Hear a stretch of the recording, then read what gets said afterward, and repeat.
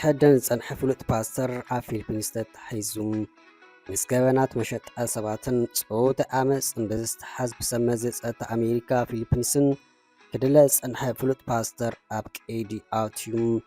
እቲ ንርእሱ ሕርወዲ ኣምላኽ ምዃኑ ዝገልጽ ፊሊፒን ኣፖሎም ንክልተ ሰብ ምስ ኣብቲ ድሕሪ ዝተገበረ ምፍጥኣጥዩ ተኣሲሩ ዘሎም ብኣሽሓ ዝቝጸሩ ደገፍቱ ኣብቲ ኣብ ሰፊሕ ቦታ ዝተደኮነ ቤተ ክርስቲያኑ ኣሪዶም ኃይልታት ጸጥታ ከኣቱ ክከላኸሉም ጸኒሖም ኣብቲ ዝተኻየደ ስርሒት ሓደ ኣባላት ቤተ ክርስቲያን ብዝሓደረ ወቓለቢ ከም ዝሞተውን ጸብጻባት ሓቢሮም እቲ መራሒ መንግስቲ ኢየሱስ ክርስቶስ ተባሂሉ ዝጽዋዕ ቤተ ክርስቲያን ዝኾነ ኣፖሎም 7 ሚልዮን ሰዓብቲ ከም ዘሎ ዝዛረብ ኣብ 2021 ክፍሊ ፍትሒ ኣሜሪካ ንጾታ ይርክብ ከገልግሉ ምእንቲ ቆልዑ ምስጋር ምጥፋእ ምስግዳር ጥረ ገንዘብ በዚህ ሕጋዊ መንገድ ምስጋር ዝብሉ ክስታት ኣብ ልዕሊኡ መስሪቱ ነይሩ ንሱ ግና ነቲ ክስታት ይነጽጉም ፌደራል ትካል ጸጥታ ኣሜሪካ FBI ከም ዝበሎ ንጾታ ይርክብ ዘገልግላ ቆልዑ ኣዋልድ ብጽሓ ደቂ ኣንስትዮን ካብ ፊሊፒንስ ናብ ኣሜሪካ ኣሰጋጊሩም ነዚ ንፍጻም ድማ እተን ግዳያት ምዝየለ ማሕበር ግብረሰናይ ገንዘብ ከም ዝእክባ ዝገብር ጉልባብ ከም ዝተጠቀመ እቲ ክሲ ይጠቅስ ፓስተራይን ተባሂለን ዝፍለጣ ደቂ ኣንስትዮ ተሓጋገዝቱ ድማ ምስኡ ስጋ ይርክብ ክፍጽም ኣያገደደ ምንባሩ FBI ይከስስ እዚ እናኾነ ግና ኣብቲ ሃገር ተፈላጥነቱ እናኣበ ዝኸይ ነይሩ ብፍላይ ፕረዚደንት ሮድሪጎ ኣብ ስልጣን ኣብ ዝነበረሉ እዋን ኣባት ነፍሲ ናይቲ ፕረዚደንት ምባሩን ይፍለጥ እንተኾነ ኣብ 2022 እቲ ፕረዚደንት ካብ ስልጣኑ ድሕሪ ምውራዱ ኩነታት ኣይቀደሙን ሰመዘት ሃገር ብኡንብኡ ኣብ ልዕሊኡ ክስታት ጾታ ኣመፅ ቆልዑ ጾታ ኣመፅ ከምኡን መሸጣ ሰብ ብምስራት ኣብ ቀይዲ ከኣቱ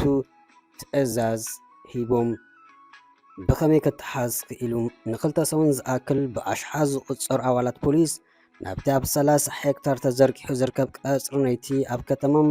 ደባቡ ዘሎ ቤተ ክርስቲያን ንምእታው ፈተነታት ክካየዱ ጸኒሖም ሰዓብቲ ናይቲ ፓስተር ንቐጽሪ ናይቲ ቦታ ከቢቦም ብምዕራዶም ግን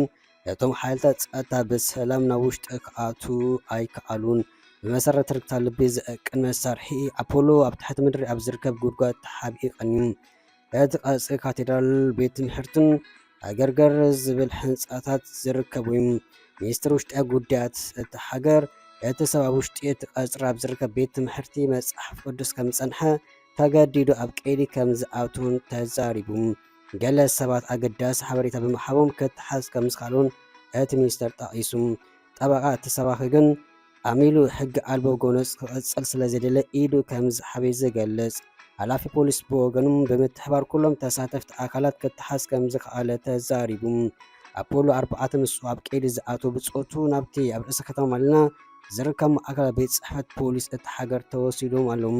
ቅድሚ ማእሰርቱ እቲ ኣጋጢሞ ዘሎ ሕጋዊ ብድሆ ዲያብሎስ ዘንቅሎ ክብል ተሰሚዑ ነይሩ FBI ውልቃዊ ጉዳይ ኢዱ ምእተውን ይነቅፍ ፕረዚደንት ሃገር ንሕጂ ሃገሩ ነቲ ሰናው ኣሜሪካ ኣሕሊፋ ንምሃብ ውሳነ ከም ዝወሰደት ኣፍሊጡ